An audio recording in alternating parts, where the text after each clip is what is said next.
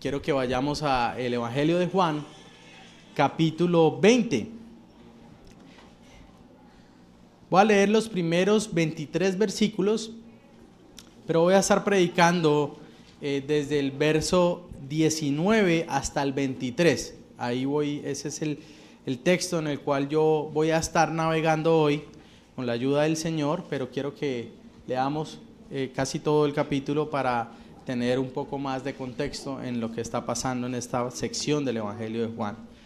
Dice la palabra del Señor: el primer día de la semana, María Magdalena fue temprano al sepulcro cuando todavía estaba oscuro y vio que la piedra ya había sido quitada del sepulcro. Entonces corrió y fue a donde estaban Simón Pedro y el otro discípulo a quien Jesús amaba, y les dijo: se han llevado al Señor del sepulcro y no sabemos dónde lo han puesto. Salieron pues Pedro y el otro discípulo y fueron hacia el sepulcro. Los dos corrían juntos, pero el otro discípulo corrió más aprisa que Pedro y llegó primero al sepulcro. Inclinándose María para mirar adentro, vio las envolturas de lino puestas allí, pero no entró. Entonces llegó también Simón Pedro tras él, entró al sepulcro y vio las envolturas de lino puestas allí y el sudario que había estado sobre la cabeza de Jesús, no puesto con las envolturas de lino, sino enrollado en un lugar aparte. También entró el otro discípulo, al que había llegado primero al sepulcro, y vio y creyó, porque todavía no habían entendido la escritura de que Jesús debía resucitar de entre los muertos. Los discípulos entonces se fueron de nuevo a sus casas. Pero María estaba fuera llorando junto al sepulcro, y mientras lloraba se inclinó y miró dentro del sepulcro, y vio dos ángeles vestidos de blanco sentados donde había estado el cuerpo de Jesús, uno a la cabecera y otro a los pies. Mujer, ¿por qué lloras?, le preguntaron. Porque se han llevado a mi Señor y no sé dónde lo han puesto, les contestó ella. Al decir esto, se volvió y vio a Jesús que estaba allí, pero no sabía que era Jesús.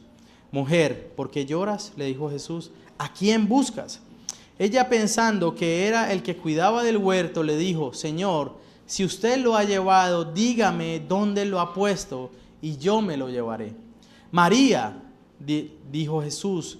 Ella, volviéndose, le dijo en hebreo: Raboní, que quiere decir maestro. Jesús le dijo: suéltame, porque todavía no he subido al Padre, pero ve a mis hermanos y diles: subo a mi Padre y Padre de ustedes, a mi Dios y Dios de ustedes. María Magdalena fue y anunció a los discípulos: he visto al Señor, y que Él le había dicho estas cosas. Al atardecer de aquel día, el primero de la semana, y estando cerradas las puertas del lugar donde los discípulos se encontraban, por miedo a los judíos, Jesús vino y se puso en medio de ellos y les dijo: paz a ustedes. Y diciendo esto les mostró las manos y el costado. Entonces los discípulos se regocijaron al ver al Señor. Jesús les dijo otra vez: paz a ustedes. Como el Padre me ha enviado, así también yo los envío. Después de decir esto, sopló sobre ellos y les dijo: reciban el Espíritu Santo. A quienes perdonen los pecados, estos les son perdonados. A quienes les retengan los pecados, estos les son retenidos. Amén. Esta es la palabra del Señor, mis hermanos. Quiero recordar un poco qué ha pasado hasta acá. Tal vez usted ya con esta lectura se ha ubicado en la historia de lo que habla el Evangelio. Tal vez ya puede recordar dónde estamos. El Señor Jesús ha sido arrestado, ha sido enjuiciado tanto por los judíos como por los romanos, en un juicio que, además de ser injusto, fue realizado incluso en contra de las mismas normas que estos hombres tenían para enjuiciar. Es decir, el Señor Jesús es puesto como culpable de un asunto de muerte, aún cuando la ley judía pedía que hubieran varios testigos, y los testigos que estaban contra el Señor Jesús se habían reconocido como testigos falsos.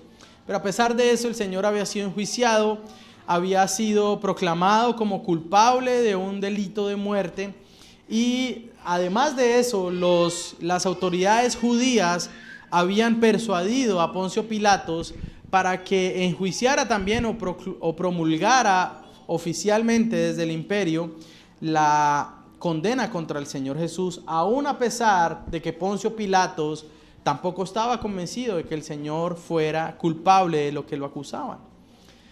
El Señor entonces es crucificado, es llevado a la peor de las muertes, a la muerte de cruz, y ha sido entregada su vida. Sin embargo, 3 días después, el primer día de la semana donde nos encontramos en este texto, se encuentra que la tumba está vacía.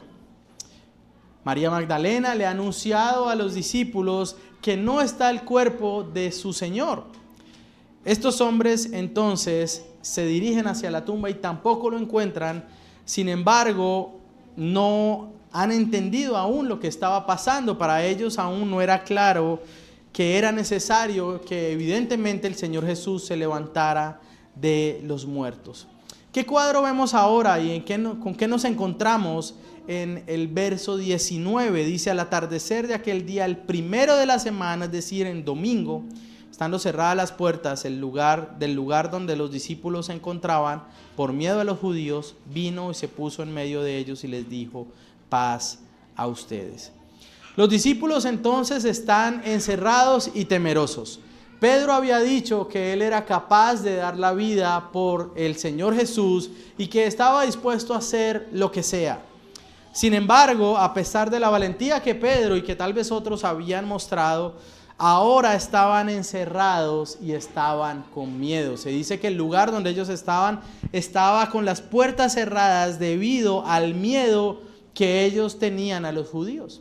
Tal vez su pensamiento era: si esto le hicieron a Jesús, el que levantó a Lázaro de la muerte, si esto le hicieron a Jesús, el que le dio vista al ciego de nacimiento, si esto le dieron a Jesús, el que multiplicó los panes y los peces en varias ocasiones, ¿qué pueden hacernos ellos a nosotros? Estos hombres entonces estaban encerrados y con miedo. Pero en medio de esa oscura escena, hoy veremos el glorioso Salvador que viene a presentarse ante los suyos para traer paz, pero también para traer gozo. Y mi deseo en esta mañana, mis hermanos, es que nosotros podamos entender que hemos sido enviados con el poder del Espíritu del Señor por aquel cuya resurrección trae paz. Hemos sido enviados con el poder del Espíritu por aquel cuya resurrección da paz. Y he titulado mi mensaje: enviados como aquellos que han recibido paz. Y mi deseo es, en los versos 19 y 20, apuntar o afirmar cuál es el camino del temor al gozo en la vida del cristiano. Cuál es el camino que recorremos del miedo al gozo, del temor al gozo. Verso 21, que podamos entender que hemos sido enviados por aquel que da paz. Y verso 22 y 23, que hemos sido enviados también con poder y con autoridad. Así que verso 19 y 20, el camino del temor al gozo. ¿Cuál es el camino que recorremos si somos cristianos, en el cual hemos sido traídos de temer a tener una vida ahora no solo de paz, que dice el Señor, sino también una vida de gozo? Al atardecer de aquel día, el primero de la semana, y estando cerradas las puertas del lugar donde los discípulos se encontraban, por miedo a los judíos, Jesús vino y se puso en medio de ellos y les dijo: paz a ustedes. Y diciendo esto, les mostró las manos y el costado. Entonces los discípulos se regocijaron al ver al Señor. Nuevamente, mis hermanos, los últimos días para estos hombres, para estos discípulos, definitivamente habían sido los días más oscuros y difíciles de sus vidas. Su maestro había sido arrestado como un delincuente merecedor de la muerte. Ha sido enjuiciado de una manera injusta. Ha sido castigado, ha sido torturado públicamente. Su cuerpo, incluso antes de ir al madero, su cuerpo ha sido dejado como un espectáculo para aquellos amantes de la sangre. Pero adicional a eso, recibió la sentencia de ser crucificado, que era la muerte recibida por los más atroces crímenes. Para usted entender un poco, la muerte de cruz ni siquiera podía dictarse sobre ciudadanos romanos. Era una muerte que era dejada solamente para aquellos que eran esclavos y para aquellos que cometían grandes pecados o crímenes, como incluso matar a sus padres. Así que este crimen o este tipo de muerte que Jesús recibe es realmente la peor que pudiera haber existido en el Imperio Romano. Así que el panorama era oscuro, un panorama difícil, un panorama lleno de miedo, un panorama lleno de temor, tal vez un panorama por el cual muchos de nosotros en algún momento también hemos atravesado. Sin embargo, 3 días después de esto se encuentran con una tumba vacía. Se nos dice que Juan ha creído que el Señor se levantó de los muertos, pero aún a pesar de que había creído, nosotros vemos que esto no ha hecho un gran efecto en Juan. Ellos han recibido las noticias de Marta y de otras discípulas sobre la resurrección, pero aún ninguno de ellos sabe bien qué ha pasado. Es decir, estas mujeres han dicho, el Señor no está, el cuerpo del Señor no está, pero no entendían realmente qué estaba pasando. Ninguno lo había podido ver, bueno, salvo María Magdalena, pero no habían podido entender realmente qué estaba sucediendo. Entonces, en medio del temor que ellos tenían, la decisión que toman es reunirse el primer día de la semana. Están allí reunidos en domingo.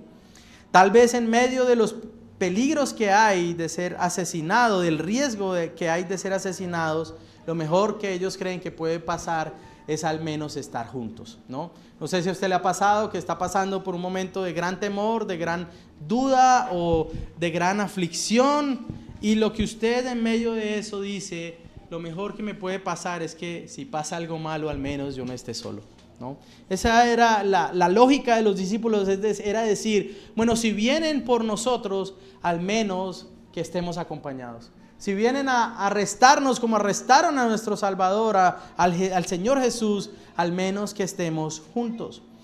Ellos entonces, mis hermanos, no estaban en una reunión pública abierta a cualquiera. Esto no era un culto como el que tenemos hoy. No era un culto donde se invita a las personas a venir. De hecho, estaban encerrados, como dice Juan, cerradas las puertas. Es decir, estaban escondidos, estaban resguardados, querían proteger sus vidas.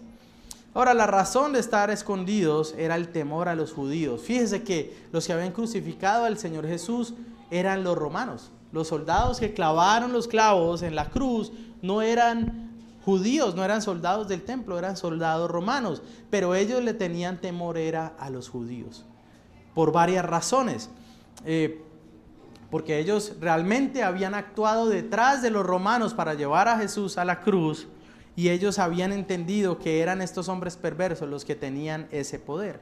Ahora, la palabra usada para describir ese tipo de temor que estos hombres tenían es phobos, de donde viene nuestra palabra fobia, ¿no?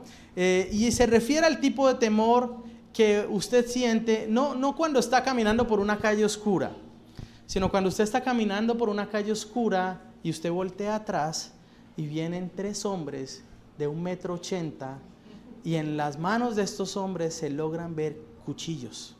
Tal vez ese es un temor un poco parecido a lo que estaban sintiendo estos hombres. No era un temor cualquiera. Así que lo que Juan trata de expresar es que estos hombres estaban aterrorizados, estaban espantados, estaban llenos de mucho miedo. Yo no sé si usted ha pasado por una situación extrema donde realmente usted siente como un vacío dentro que usted no puede explicar y usted dice, no puede pasar nada bueno en esta situación, estoy aterrorizado. Ese tipo de temor era el que tenían los discípulos. Ahora es una escena triste. Imagínense que estuviéramos acá nosotros reunidos y que realmente la sensación fuera, en cualquier momento alguien puede tocar la puerta y es posible que todos muramos. Imagínense ese tipo de sensación, zozobra, angustia, temor. Pero en medio de esa escena triste, con unos discípulos aterrados, algo sucede que cambia el panorama. Vino Jesús. Vino Jesús y se puso en medio de ellos y dijo, paz a vosotros. Ahora, este era un saludo común entre los judíos. Shalom Aleichem, decían. Bueno, en mi no sé hablar hebreo, ¿no? Pero era algo así parecido. Shalom Aleichem, la paz sea con vosotros. Ahora, este saludo ellos lo habían escuchado miles de veces en su vida, porque era la manera como los judíos se saludaban. Shalom, se declaraban paz entre ellos. Pero era la primera vez en toda su vida en que estos hombres realmente sentían que la paz estaba viniendo a su encuentro. Imagínense esa escena difícil, pero ahí el Señor Jesús viniendo, poniéndose en medio de ellos y diciéndoles paz a vosotros. En el aposento alto el Señor, ya habíamos, eso lo podemos ver en Juan capítulo 14, el Señor Jesús dejó su paz a los discípulos como su herencia. Mi paz os dejo, la paz os doy, yo no las doy como la da el mundo. No se turbe vuestro corazón, si han creído en Dios, también crean en mí. Así que el Señor, antes de partir, antes de ser enfrentado a la muerte, había dejado la paz, su paz para estos hombres, pero ahora viene como el que ha ganado esa paz para ellos. Es decir, Él ha anunciado, les dejo mi paz, fue llevado a la muerte, resucita y ahora se presenta diciendo, mire, ahora he ganado paz para ustedes. Paz a vosotros es un saludo bien recibido, pues los discípulos lo que pudieron haber recibido fue reprensión, ¿no? Imagínense, 3 días antes ellos habían abandonado a su Señor. ¿Qué era lo que en sus mentes tal vez hubiera podido estar? Ellos no se imaginaban poder volver a ver a Jesús, pero si lo veían, tal vez lo primero que ellos hubieran esperado era una reprensión. Pedro, ¿qué pasó? ¿No se suponía que ibas a ir conmigo hasta la muerte y aquí corriste? Juan, hasta quedaste por allá desnudo, corriendo, evitando la muerte. ¿Qué ha pasado con ustedes? Pero lo primero que hace el Señor al vencer la muerte es anunciar la paz a los suyos. Él ahora cumplirá esa promesa de impartir su propia paz a los suyos, calmando el corazón de los afligidos. Pablo nombra bien esto cuando él habla en Filipenses y dice, por nada estén afanosos, sino sean conocidas vuestras peticiones delante de Dios con toda oración y ruego en acción de gracias. Y la paz de Dios que sobrepasa todo entendimiento guardará ¿qué? Vuestros corazones, ¿no?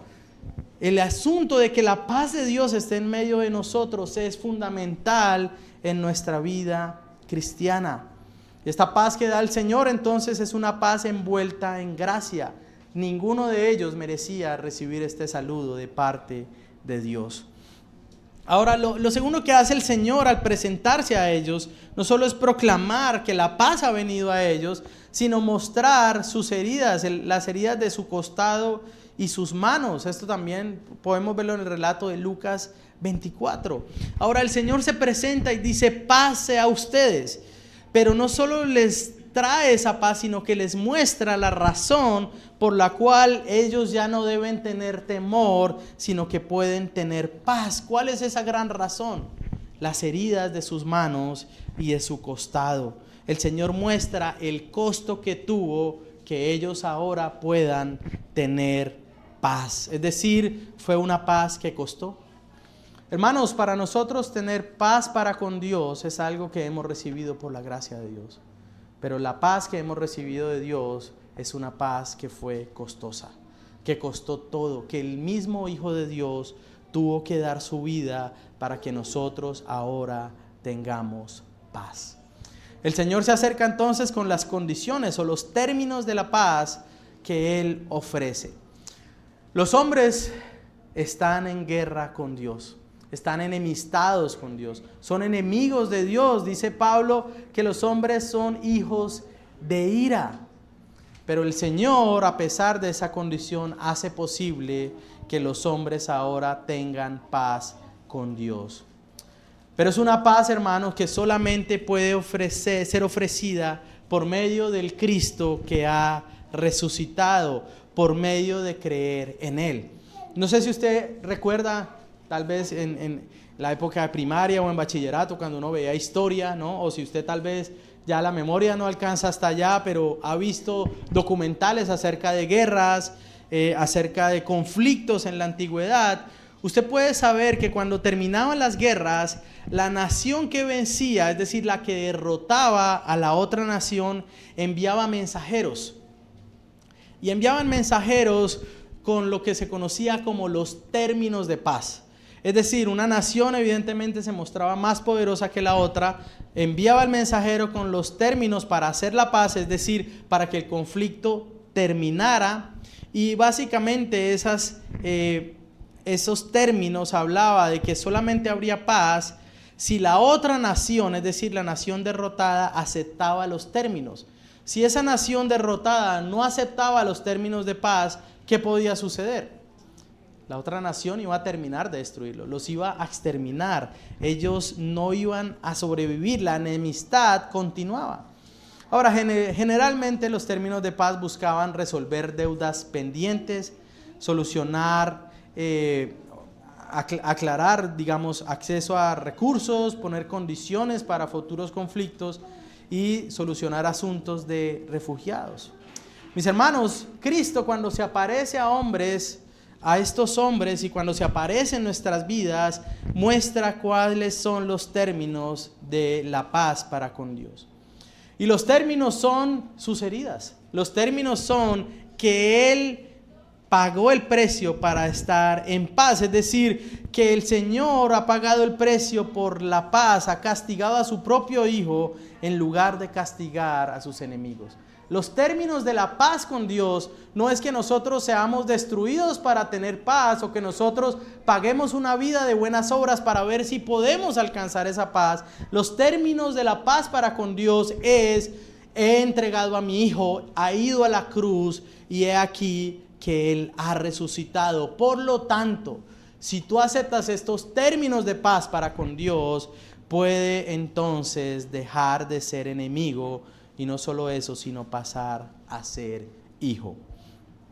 Ahora, cuando los discípulos ven al Señor y sus heridas, ya no lo identifican como el sufriente, sino que ahora lo reconocen como Señor, ahora lo reconocen como el glorioso Salvador. No solo pasan ahora del temor a tener paz, sino que al ver los términos de esa paz, al ver que este Cristo fue el que hace 3 días fue entregado para morir, pasan de tener paz a ahora a tener regocijo, a tener gozo, porque han recibido paz. Ahora, mi pregunta, mis hermanos, en esta mañana para usted es: ¿estás tú en paz con Dios?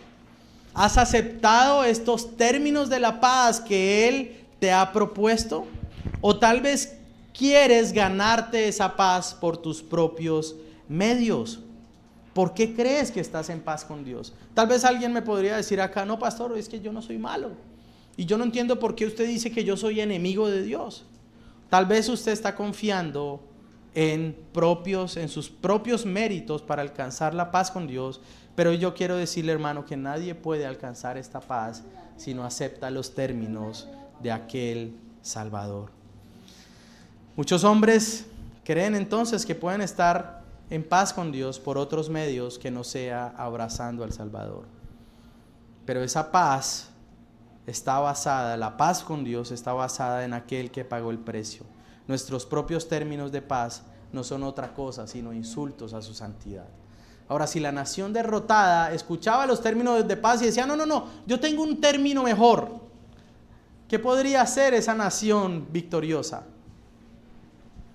Tú me estás insultando, yo te derroté, mira, tú no tienes nada que ofrecer y ahora tú quieres poner tus términos. Hermano, lo interesante es que a veces nosotros somos así para con Dios. Vivimos toda una vida quejándonos, vivimos toda una vida separados de Dios, y cuando escuchamos el Evangelio tal vez decimos: no, yo no necesito todo eso. Está bien, mire, yo voy a llegar hasta a este punto, voy a ir a la iglesia los domingos, pero no me pida nada más. ¿No ha escuchado esa frase? Yo soy cristiano, pero no soy, ¿cómo es que dicen? Fanático, ¿no? Yo soy cristiano, pero con límites, ¿no? Yo soy cristiano, pero no llego hasta allá.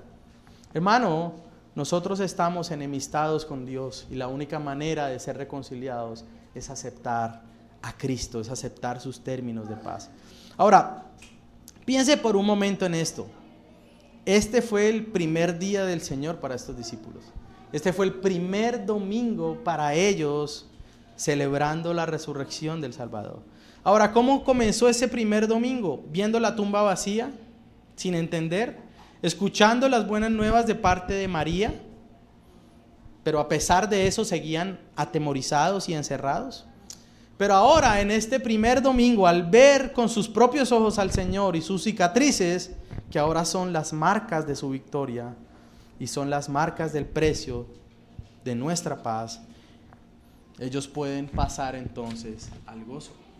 Ahora, esto me lleva a pensar en la manera como nosotros vemos el día del Señor, en la manera como nosotros podemos ver la reunión, nuestras reuniones como discípulos. Tal vez nos reunimos acá y tal vez las iglesias se reúnen con ciertos temores.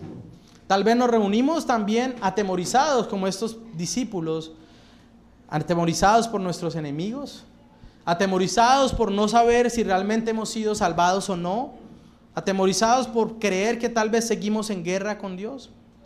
Pero en medio de esos temores que puedan haber en medio de nosotros, nuestro Señor también aparece en medio de su día, por medio de su escritura, y habla a nuestro corazón para decir paz a vosotros. El día del Señor, mis hermanos, nos recuerda, nos debe recordar que podemos pasar del temor a la paz con Dios por medio de Cristo. Y que de esa paz estamos llamados también a pasar a una vida de regocijo y celebración. ¿Qué es el día del Señor? ¿Qué es la reunión de sus santos? Sino un día de celebración sublime delante de Él. Por eso estamos acá. Las personas a veces creen que vienen a la iglesia por ellos, ¿no? Para recibir algo, Hermano, nosotros venimos a reunirnos por Él. Venimos a reunirnos para celebrarlo, para decir lo bueno que es Él, lo grande que es Él, lo poderoso que Él es, lo maravilloso que es nuestro Dios. El día del Señor es un día de regocijo.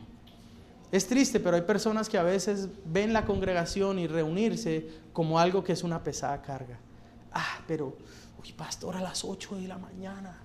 No, ¿cómo es posible que ¿por qué no hacemos el culto más tarde? Pastor, pero ¿y por qué una hora de predicación? ¿Por qué no la bajamos por allá media, 25 minutos de pronto? ¿No? Algunas personas ven el día del Señor como esa carga que es pesada. Pero hermano, si usted ve el día del Señor de esa manera, tiene que examinarse y pensar si realmente usted ha recibido esa paz para con Dios. Porque si estamos acá reunidos es que podemos decir, mi paz ha sido alcanzada por Él. Debemos regocijarnos en este día. La pregunta nuevamente es, ¿cómo tú ves el día del Señor? ¿Cómo ves esta reunión de los que le pertenecemos a Él? Hermanos, hemos sido enviados con el poder de su Espíritu y hemos sido atravesados o pasados del temor a la paz y de la paz al regocijo. Pero en segundo lugar, el Señor da esa paz y regocijo, pero también les da un mandato, es decir, también les da una encomienda. Verso 21. Jesús les dijo otra vez, paz a ustedes, como el Padre me ha enviado, así también yo los envío. Lo que leemos en estos versos es la descripción de Juan de lo que se conoce como la Gran Comisión. Hace un rato les decía, todos los evangelios tienen su perspectiva de la Gran Comisión. Ahora no están describiendo comisiones diferentes, es la misma, pero vista desde el ángulo o desde el punto de cada uno de los que escribe el evangelio. Cada evangelista, cuando relata este mandato del Señor, enfatiza cosas diferentes, y esto se relata también o lo relata también el escritor de Hechos. Mateo, entonces, ¿qué enfatiza? Mateo 28, versos 18 al 20. Enfatiza que Cristo ha recibido toda autoridad y por eso hacemos la Gran Comisión.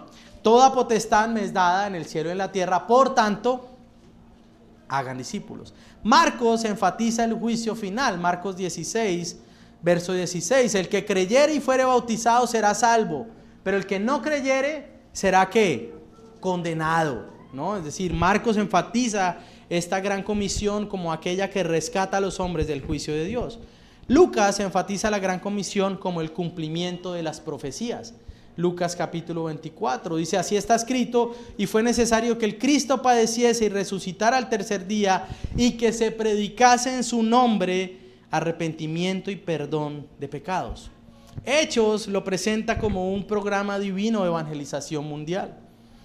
Hechos 1:8, y serán testigos en Jerusalén, en Judea, en Samaria y ¿hasta dónde? Hasta lo último de la tierra.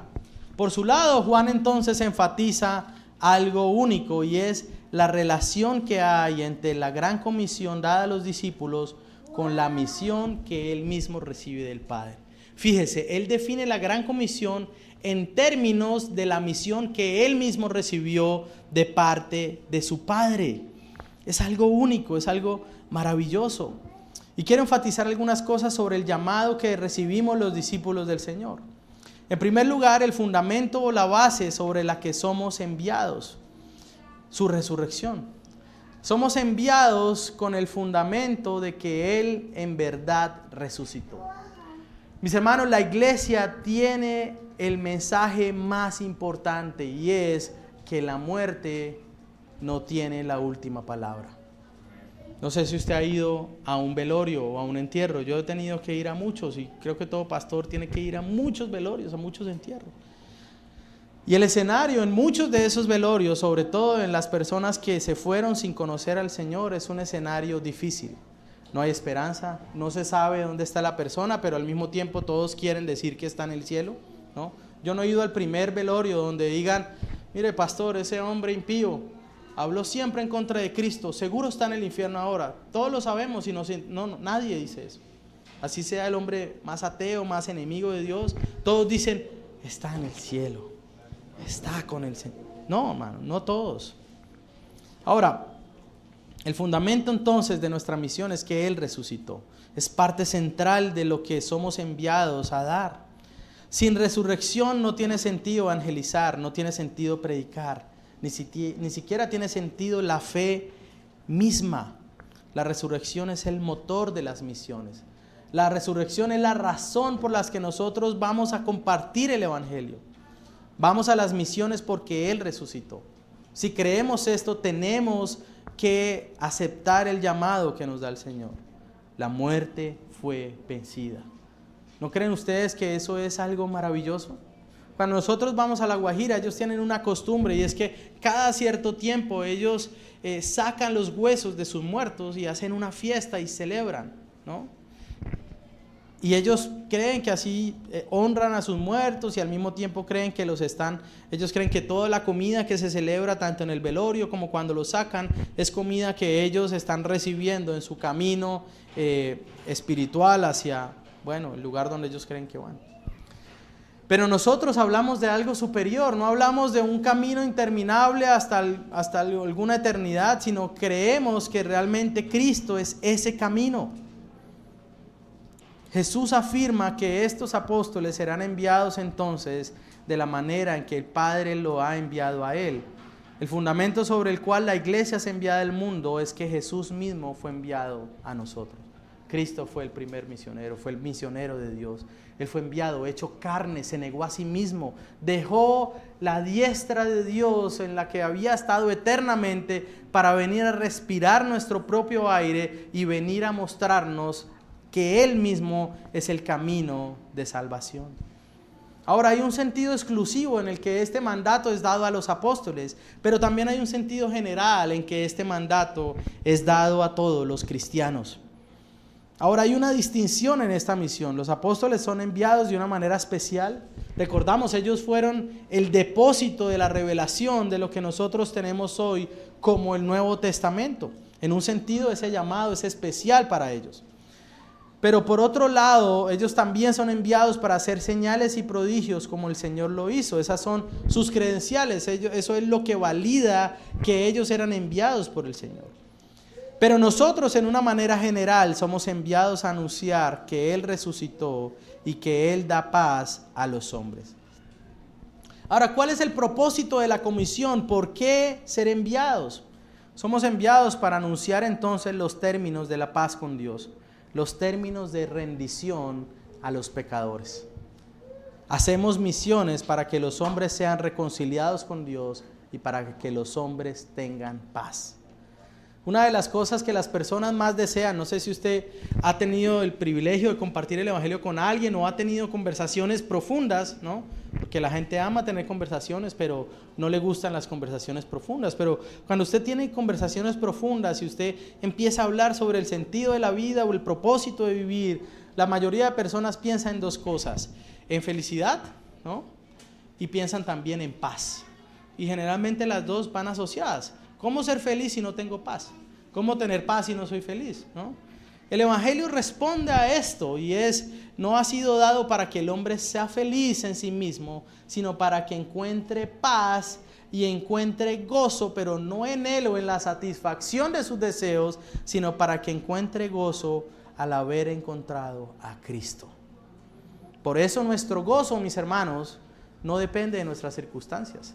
Nuestro gozo depende de en quién estamos nosotros, a quién le pertenecemos, quién nos alcanzó. Entonces el propósito de esa comisión es decirle a los hombres que son enemigos de Dios, pero también anunciarles que Él pagó el precio para que ellos fueran reconciliados. Por eso la labor de evangelismo, de misiones, de hacer discípulos, no es una labor sencilla.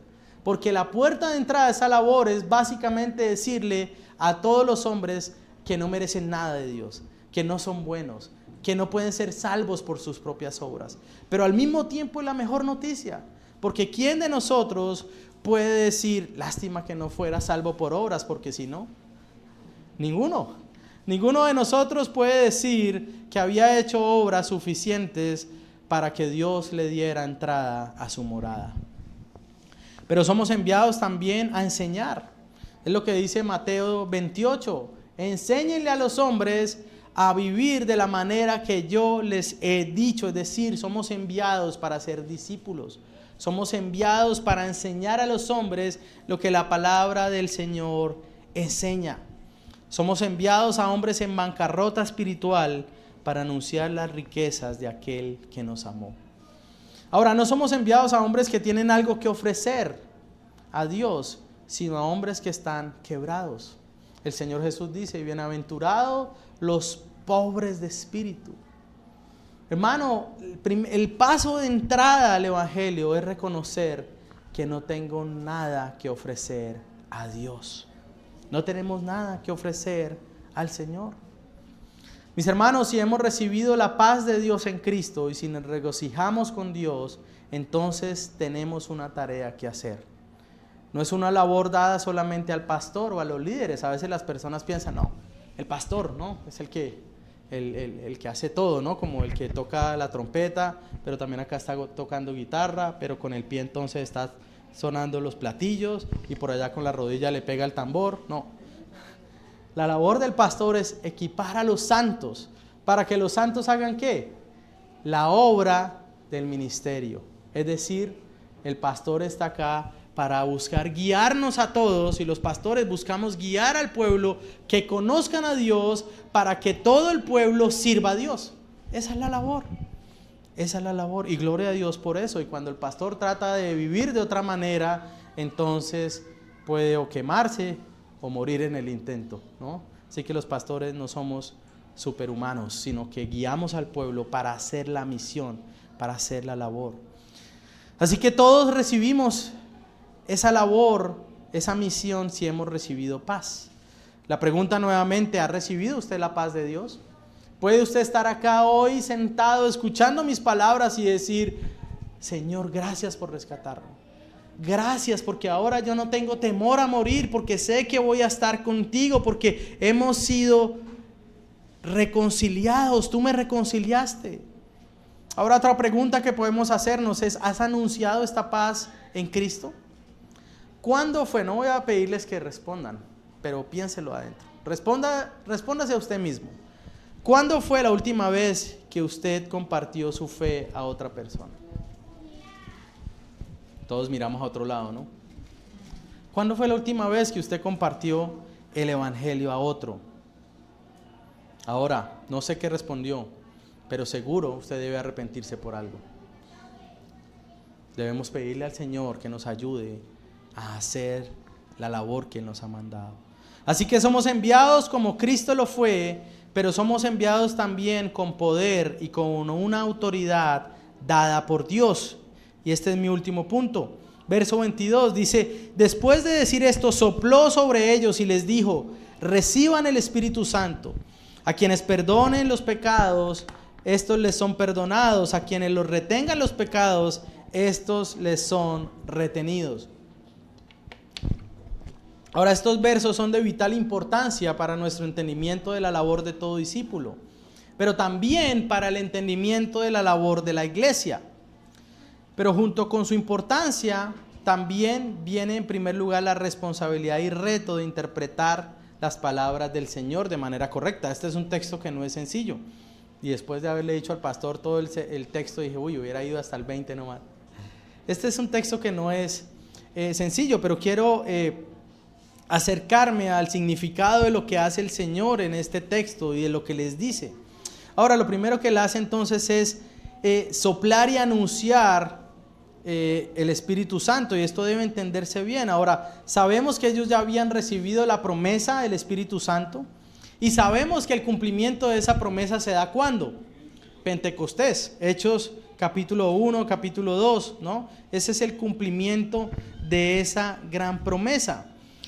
¿Cómo entonces podemos entender esto? ¿Es algo simbólico? ¿O es un adelanto a Pentecostés? ¿Es una primera dispensación del Espíritu? ¿Cómo podemos entender esto? Ahora, el Señor Jesús sopla anunciando que por su resurrección Él ha venido a hacer una nueva creación. Esta palabra que se usa acá es la misma palabra que se usa para traducir Génesis 2:7, cuando el Señor dice que creó al hombre y sopló para darle aliento de vida. Es decir, que esta acción hecha por el Señor reafirma la promesa del Espíritu Santo y muestra que el Espíritu que va a ser entregado a ellos procede de Él mismo. Por eso el Espíritu procede tanto del Padre como del Hijo. Es decir, es el aliento de Dios enviado a los hombres para mostrar que ellos han sido hechos una nueva creación. El poder con el que son enviados estos discípulos, verso 22. Reciban el Espíritu Santo, les dijo el Señor. Ahora recordemos, estos discípulos estaban aterrorizados. Hace unos momentos estos discípulos estaban temerosos, encerrados por miedo a ser asesinados, pero ahora pasaron a tener paz y luego a tener gozo, y ahora reciben una misión. Ahora, recibir el Espíritu, recuerda que esta misión no depende de ellos, sino del Espíritu Santo que es dado por el Señor Jesús. Es decir, que esa labor no puede realizarse sin la asistencia del Espíritu Santo. Hermanos, toda predicación fiel a la Escritura depende del Espíritu Santo. Es el Espíritu Santo el que bendice los esfuerzos humanos para comprender la palabra y el que da poder para proclamarla. Pero es el Espíritu también quien obra en los corazones de quienes escuchan para hacer la obra que Dios desea. Es por eso que la palabra de Dios nunca vuelve ¿qué? Vacía. Porque el que la envía su Espíritu para hacer lo que sea que Él quiere que haga. Tal vez algunos digan, no, pero la palabra hoy no hizo nada porque nadie se convirtió. Hermano, cuando la palabra es enviada y aún las personas no aceptan la predicación del Evangelio, Dios también está haciendo algo. ¿Qué está haciendo? Enjuiciando a estos hombres, ¿no? Así que la palabra siempre va a hacer lo que Dios quiere que haga. Estos hombres entonces son enviados en dependencia del Espíritu Santo. Dice la historia que Charles Spurgeon en el Tabernáculo de la Fe predicaba, había como un balcón, en esa iglesia antigua había un balcón, y ellos se subían en medio de la iglesia y proclamaban el Evangelio desde ese lugar alto. Y dice la historia que Charles Spurgeon, siempre que se subía a predicar, en cada escalón se repetía a sí mismo: creo en el Espíritu Santo, creo en el Espíritu Santo, confío en el Espíritu Santo. Hermanos, acá no hay escaloncitos, pero yo también me subo siempre atemorizado de no ser fiel al Señor, y siempre tenemos que repetirnos: creemos en el Espíritu de Dios. Es en el Espíritu que nosotros podemos hacer esa labor. Y ahora, algunas personas, y sobre todo en nuestro contexto, tal vez acá no pase mucho, pero algunas personas creen que el Espíritu Santo está en medio del culto si suceden algunas cosas visibles, extraordinarias y hasta estrambóticas, ¿no? Nadie se cayó hoy, el Espíritu no estuvo ahí. Nadie sintió calor, el Espíritu no estuvo ahí. Hermanos, pero yo quiero decirle, y no temo equivocarme, que esta es una iglesia de fuego en el Espíritu. ¿Por qué? ¿No se han convertido algunos acá por la predicación que se da desde este púlpito? ¿No han sido afirmados en las convicciones del Señor por medio de su palabra? Hermanos, el poder del Espíritu, a veces tratamos de mostrar que el Espíritu es como el entretenedor del culto, pero el Espíritu es el que transforma nuestras vidas. ¿No hay poder acaso en que un hombre que constantemente piensa en maneras de adulterar de un momento a otro por la predicación de la palabra, abrace la convicción de ser fiel a su esposa y comience a luchar con el pecado? No hay poder del Espíritu cuando un joven que está siendo seducido por las drogas o por el alcohol comienza a decir, debo apartarme para mi Señor. No hay poder del Espíritu cuando hombres comienzan a desear servir al Señor, cuando mujeres comienzan a abrazar los roles que la Escritura habla en nuestra familia y para la iglesia. Eso es poder del Espíritu Santo, eso es fuego de Dios. Y nuestras iglesias, yo siempre le digo a los hermanos, miren, acá los muertos resucitan. Si eso no es poder, yo no sé qué es. Pero yo he visto, nuestro candidato a diácono en este momento llegó a nuestra iglesia como un hombre que se proclamaba ateo, un estudiante de doctorado en psicología, que decía, yo no creo en el Señor. Y en el proceso de ser discipulado, que nadie le gustaba discipularlo, porque todos les tenían temor, al final en la entrevista yo le pregunté, hermano, ¿y usted por qué cree que es cristiano? Y él dice, pastor, porque yo estaba ciego y ahora creo que veo, ahora puedo ver. No hay poder de Dios en nuestra predicación. Ahora, la autoridad dada por el Señor para nosotros, verso 23. A quienes perdonen los pecados, estos les son perdonados. A quienes se los retengan los pecados, estos les son retenidos. Ahora, este versículo debe ser abordado con profundo temor y temblor. Debemos recordar que no es posible formular una doctrina con un solo versículo, y mucho menos usando un texto fuera de su contexto. Ahora quiero afirmar en primer lugar lo que no significa. ¿Qué no significa lo que el Señor está diciendo acá? No significa que a los apóstoles se les ha dado poder para perdonar pecados, porque solo Dios puede perdonar pecados. No significa que Jesús está estableciendo un sacramento para ser practicado por la iglesia, como la confesión que entienden los católicos romanos. Jesús no está mandando a que las personas deban venir a un sacerdote a contar sus pecados para recibir una penitencia y entonces recibir perdón. Esa idea no solo es errada, sino que constituye también una blasfemia. ¿Qué significa entonces remitir los pecados o retenerlos? Ahora, dos textos nos pueden dar luz sobre lo que él está diciendo. Mateo 16, 19 y Mateo 18, 16. Cuando habla en un lenguaje similar y da esa idea de atar y desatar, remitir y retener. Mateo 18, y quiero ir allí muy rápidamente, Mateo 18, verso 16, el Señor dice lo siguiente.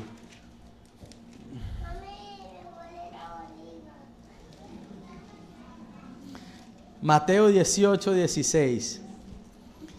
Dice, pero si no te escucha, lleva contigo a uno o dos más, para que toda palabra sea confirmada por boca de 2 o 3 testigos. Y si rehúsa escucharlos, dilo a la iglesia. Y si rehúsa escuchar a la iglesia, sea para ti como gentil y el recaudador de impuestos.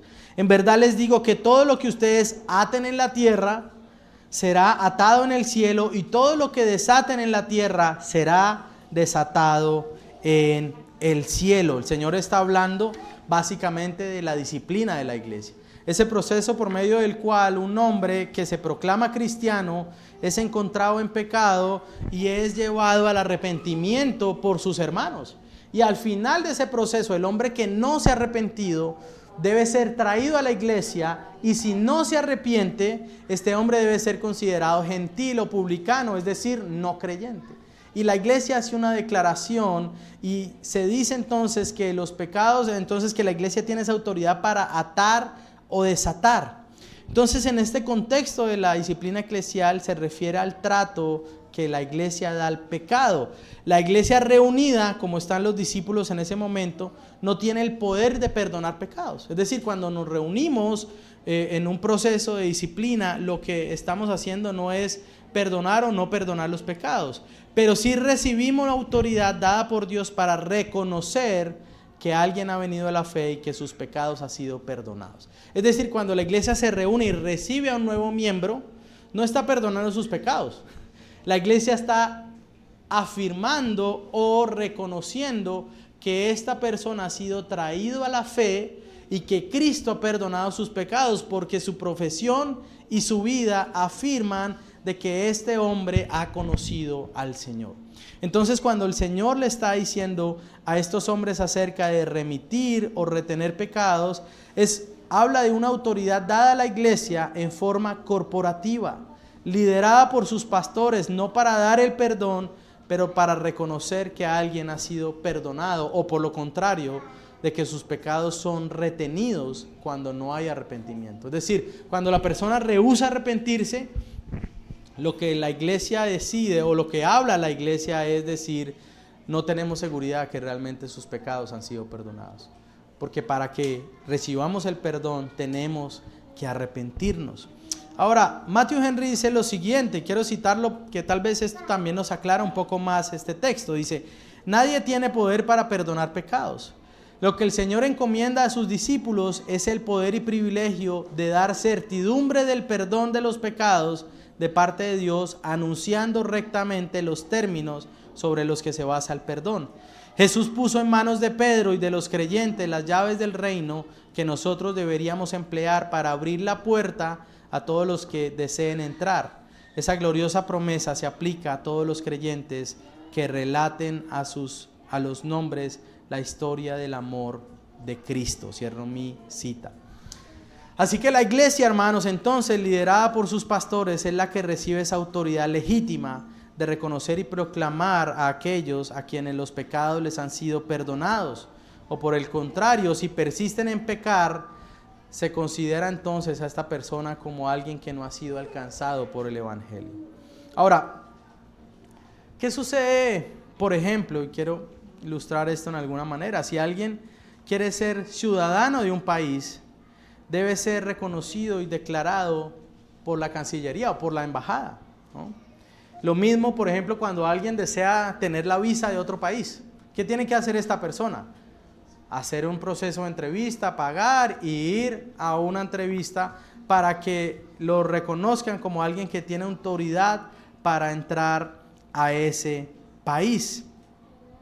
Yo no puedo tomar un vuelo a los Estados Unidos con un papel notariado, ¿no?, donde diga que yo puedo viajar a Estados Unidos. O sea, yo no puedo ir con un papel juramentado que diga, mire, Álvaro Julián Rivera Galvis debería ser considerado para entrar a Estados Unidos porque él juramenta ante esta notaría que no va a hacer ningún mal, que no se va a quedar ilegal. Yo no puedo presentarme a un vuelo a viajar así. Yo tengo que tener una aprobación de esa embajada. De la misma manera, hermanos, es la iglesia quien reconoce a los que pertenecen al Señor. Es la iglesia, el consulado del cielo que dice, Él es ciudadano de esa nación. Su ciudadanía está en los cielos. Nosotros reunidos estamos de acuerdo en que Él es parte de esta familia, en que Él es parte de esta nación. O por lo contrario, en los momentos lamentables donde un hombre es excomulgado de la iglesia también se reúne y dice, no tenemos seguridad de que Él pertenece a nosotros. En esto, hermanos, vemos la vital importancia de la membresía de la iglesia y sobre todo la gravedad de la disciplina eclesiástica cuando llega el último escalón al cual nunca queremos llegar. Ahora, algunos ven esto ligero, hermanos, como si ser sacado de la membresía de la iglesia fuera ser sacado de un grupo social o de un club, pero no se trata de eso. Cuando la iglesia se reúne para ejercer disciplina, no hace falta otra cosa sino decir que dicha persona continúa muerta en delitos y pecados y que por falta de arrepentimiento esta persona no debe ser considerada más como de la familia de la fe. Es algo grave. Cuando la gente deja de ir a una iglesia es como que lo ve como algo menor, pero no lo es.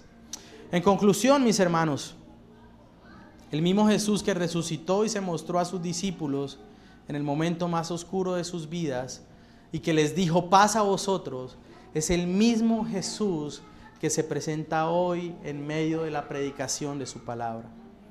El Señor atraviesa cualquier fortaleza que hayamos puesto para escondernos debido a nuestro temor. Viene a nuestro encuentro para darnos consuelo y certeza de que ya no hay nada que temer. Si usted está acá y si usted no ha conocido al Señor, o si usted ha conocido al Señor pero se ha apartado del Señor y tal vez está en un momento de su vida donde usted ni siquiera sabe si le pertenece o no, yo quiero recordarle cuáles son los términos de la rendición para con Dios, cuáles son los términos de la paz para con Dios, y quiero recordarle que usted no puede hacer nada para alcanzarlos, que Cristo pagó el precio para que nosotros tengamos paz, pero también pagó el precio para que podamos tener vidas en las cuales tengamos gozo en Él. Sus heridas dan certeza de que cuando creemos en Él, recibimos paz para con Dios, pero también recibimos la paz de Dios. Una paz que es el resultado de estar reconciliados, pero también de saber que estamos en sus manos y que en manos de un Dios soberano no tenemos nada que temer. ¿Qué podríamos temer si estamos en sus manos? Juan capítulo 10 dice que aquellas ovejas que han escuchado su voz y han venido están en las manos de Él y que nadie puede quitarlas de su mano. A veces cuando uno depende de un trabajo, ¿no? y uno tiene un contrato y uno dice, bueno, mi contrato es a 3 meses, y cuando llega la semana 11 usted empieza a asustarse porque usted no sabe qué va a pasar después. Tal vez algunos tienen un contrato indefinido y pueden decir, bueno, si me sacan me tienen que indemnizar. Pero hermanos, nosotros no tenemos solamente un contrato indefinido para con Dios, porque no tenemos nada que ofrecerle a Él. Nosotros hemos recibido su paz incondicional y eterna, y tenemos seguridad, la seguridad que nos da que Él se levantó de los muertos para poder descansar en que nuestra vida está en sus manos. No hay nada que temer. Él ha vencido. Nosotros sabemos el final de la historia. Nosotros sabemos que Él vendrá. Nosotros sabemos que su pueblo estará con Él para siempre. Y si sabemos el final, hermanos, ¿por qué tememos mientras llegamos hasta allá? Su certeza de paz está arraigada en su Hijo. Ahora, al recibir esta paz no queda otra respuesta posible. ¿Cómo más responder si hemos recibido esta paz? Sino con gozo y con un deseo de cumplir con el mandato que nos da de anunciar el Evangelio. Hermanos, tenemos que ir a predicar el Evangelio. Tenemos que proclamar las buenas nuevas a nuestros vecinos, a nuestros familiares, a las comunidades que están cerca. Ustedes tienen ese maravilloso privilegio de tener muchas etnias acá cerca para predicarles el Evangelio. Nosotros tenemos que tomar un avión casi por 2 horas, después tomar un carro, después seguir. Y ustedes tienen esa bendición de poder compartir el Evangelio muy cerca de donde están. Y bueno, todos tenemos vecinos y gente que no conoce al Señor. También somos llevados a reconocer que esta misión es imposible sin el poder del Espíritu Santo, el soplo y el aliento de vida que recibimos como la nueva creación de Dios. Las cosas viejas han pasado. Debemos orar por las misiones, debemos orar para ser enviados, debemos orar para poder continuar orando por los que han sido enviados, o debemos orar para poder apoyar y sostener a aquellos que han decidido ir al campo. Hermanos, reconocemos la importancia del poder y la autoridad que se nos da como creyentes, y también la responsabilidad en lo referente a las declaraciones que hace la iglesia en la disciplina. Mis hermanos, este Dios de paz que levantó de los muertos a Jesús nos llama hoy a venir a Él, a rendirnos a Él, y para quienes no lo conocen los llama a arrepentirse y a confiar en Él. Sea a Dios toda la gloria. Solo 2 cosas para terminar, y me dijeron que 2 horas, así que voy a predicar solo 1 hora. Si usted está acá y no conoce al Señor, quiero decirle que lo único que le da paz para con Dios es el Señor Jesús. Sus heridas anuncian esas condiciones de rendición. ¿Qué hará usted? ¿Qué hará usted? Despreciar la iglesia que ha sido enviada por Dios es despreciar a Dios mismo. Hay personas que dicen, mire pastor, yo con Jesús, vea, todo, pero con su iglesia nada, ¿no? No sé si usted está casado, es como si alguien le dijera, mire pastor, mire, sus sermones, ¿no? Vea, estoy ahí, incondicional, pero hermano, su esposa, yo no quiero nada que ver con esa señora, no quiero tenerla cerca, no me cae bien. ¿Qué haría usted, hombre casado, si alguien le dice eso? Conmigo tampoco vas a tener nada, ¿no? Si usted dice que ama al Señor, pero usted aborrece la iglesia del Señor, usted aborrece a Dios mismo, porque ella es su cuerpo, es por aquella que Él dio su vida. Y para la iglesia, regocijarnos en ver al Señor resucitado, reconocer a Jesús como el dador de paz. Este es un mensaje de aliento, hermanos, para los que están aterrorizados por su pecado, para los que sienten que no pueden escapar del pecado. El Señor está en medio de nosotros y nos recuerda que nos ha traído paz. Sus heridas deben darnos aliento cuando luchamos contra el pecado. Ya hay pecados que parecen imposibles de derrotar, imposibles de vencer. Pero hermanos, en la resurrección del Señor podemos tener esperanza para vencer. Siga adelante, levántese, esfuércese, batalle, confíe en el Señor. También quiero recordarles que debemos tener una visión correcta del día del Señor y de lo que es la iglesia. Y también es un llamado a la iglesia, en base a su resurrección, a que pueda hacer la labor que Él ha llamado a hacer. Hermanos, no hay nada que temer. Él ha dado los términos de su victoria, de su paz. Y en base a esos términos y al poder de su Espíritu, Él también nos ha dicho, ahora vayan ustedes. Así que tenemos que ir. Y que el Señor nos siga ayudando. Padre, gracias. Esta es tu palabra, Señor. Yo me gozo en que podamos tener seguridad de paz y de salvación. Y te ruego que esta palabra tuya, Señor, que es enviada hoy, haga lo que tú quieres en la vida de mis hermanos. Ayúdanos, Señor, a vivir tu palabra, a correr en ella, Señor, y a darte gloria en todo lo que hacemos, Señor. Que esta iglesia pueda ir, que pueda seguir deseando las misiones, pero no solo las transculturales o las misiones a lugares lejanos, Señor, sino también ser misioneros donde estemos, Señor. Dar nuestra vida para que tu evangelio sea conocido. Apoyar a aquellos que van, Señor, a donde tal vez nosotros no podemos. Ayúdanos, Señor. Ayuda a esta iglesia, ayuda al pastor Pedro, ayuda a los hermanos que están anhelando ministerio, a los que sirven en medio de ellos, a perseverar. Y que toda la iglesia, como un ejército unido, Señor, pueda servirte y pelear la buena batalla, Señor. Te damos gloria y honra a ti, Padre, en Cristo Jesús. Amén.